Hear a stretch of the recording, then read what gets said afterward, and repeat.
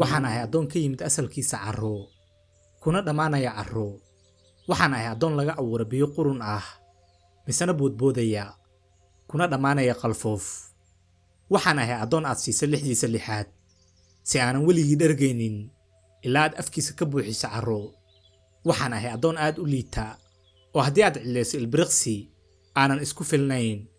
waxaan isku dayay inaan yeesho aqoon se waxaan ka biyo cabay webiyo qaraar.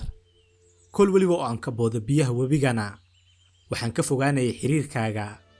waxaana aaminayay maaddada inay wax weliba iska samaysmayn, waayo sayniska had iyo jeer si uu awooddaada iiga qariyo dhacdo weliba iyo aayad weliba oo aad adigu abuurtay sabab ayuu u raadinayay.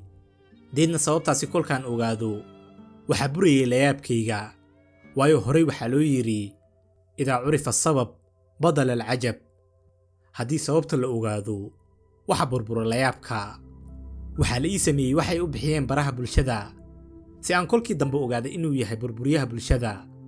had iyo jeer waxaan daawadaa rag diyaar u ah daadinta dhiigga qofka muslimka ah si aanan diyaar u ahayn difaacidda diintaada.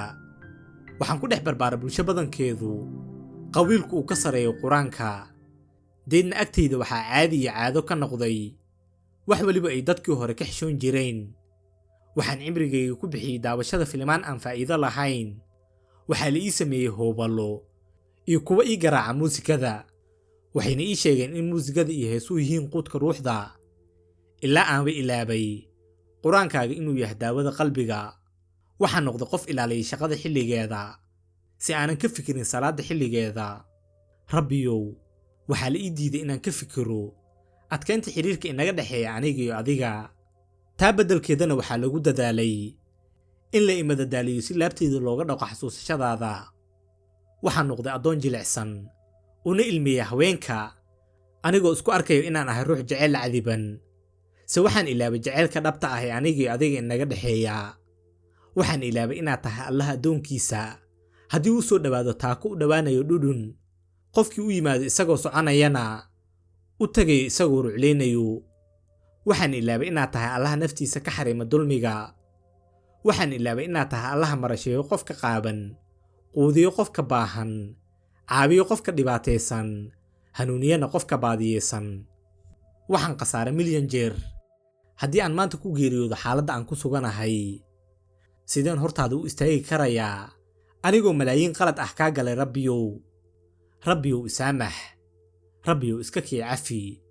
rabbiyow aqbal toobadayda. rabbiyow iga cafi daqiiqadihii aan noolaa cimrigayga ee aanan ku xusin adiga.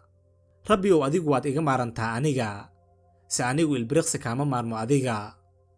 rabbiyow iga cafi daqiiqad weliba oo noloshayda ka mid ah oo aanan ku sabrin imtixaankaaga kuna aanan shukrinin nimcooyinkaaga.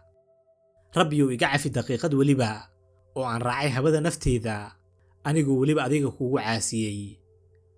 rabbiyow iga cafi daqiiqad weliba uu qalbigaygu umrigooda wax tegayo isagoo aanan soo xasuusanin inaad tahay mid baaqi ahaanayo abid. rabbiyow isaamax. adiga ayaa inooga naxariis badan nafafkeenna.